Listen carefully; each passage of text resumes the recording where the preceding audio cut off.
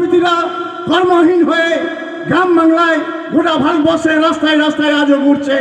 এই হচ্ছে ওনার কর্মসংস্থান। শুধু ওখানেই থেমে থাকেননি, সমস্ত রাষ্ট্রায়ত্ত সংস্থা, রাষ্ট্রায়ত্ত এজেন্সিগুলোকে বেসরকারীকরণ করে দিয়েছেন।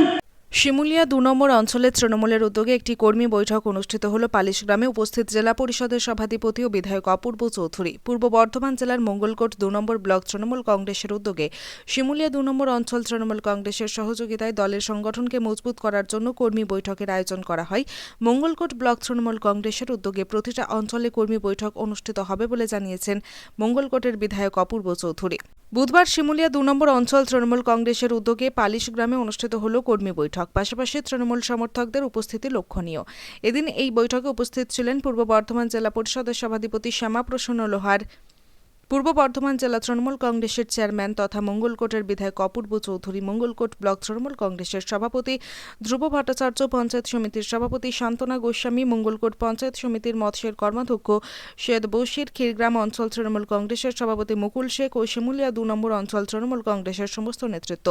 বিধায়ক অপূর্ব চৌধুরী নির্দেশ দেন যে আমরা রেকর্ড ভাঙার জন্য এই কর্মী বৈঠক করছি। বিধানসভা ভোটে আমরা ৬০,০০০ ভোটে লিড দেব মঙ্গলকোট থেকে। মঙ্গলকোট থেকে আমিরুল ইসলামের রিপোর্ট, সুন্দর বাংলা নিউজ। কি বার্তা দিলেন কর্মীদের? বার্তা একটাই যে আমাদের তো মঙ্গলকোটকে হারা নিয়ে তো ভাবি না, জেতার লক্ষ্যমাত্রা বেঁধে দেওয়া হচ্ছে ৬০,০০০। এটা করতেই হবে। আজকে মহিলাদের উপস্থিত যথেষ্ট লক্ষণ। মহিলা তো সব জায়গায়, এইটাই তো লক্ষ্মীর ভাণ্ডারের ফল। দিদি তো ভাণ্ডারে ভরে দিয়েছেন না, সেই লক্ষ্মীরাই তো আজকে সেই দলে দলে আসছে। তারা তো বুঝেছে মমতা ব্যানার্জির বিকল্প নয়। শিমুলিয়া অঞ্চলের বিজয়া, দীপাবলি, ছট পুজো নিয়ে সম্মেলন ছিল। আজকে মহিলাদের উপস্থিত যথেষ্ট লক্ষণীয়।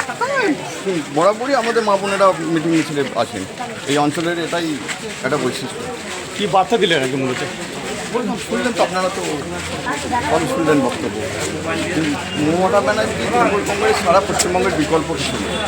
এই সকলকে তৃণমূল কংগ্রেসের সঙ্গে থাকতে বল অনুরোধ করেছেন মা বোনেদের, এবং এলাকার উন্নয়ন করতে তৃণমূল কংগ্রেস সারা তার বিকল্প হয়। আজকে কর্মীদের উৎসাহ আপনার চোখে কেমন পড়লো? দেখুন না, আস্তে আস্তে দেখতে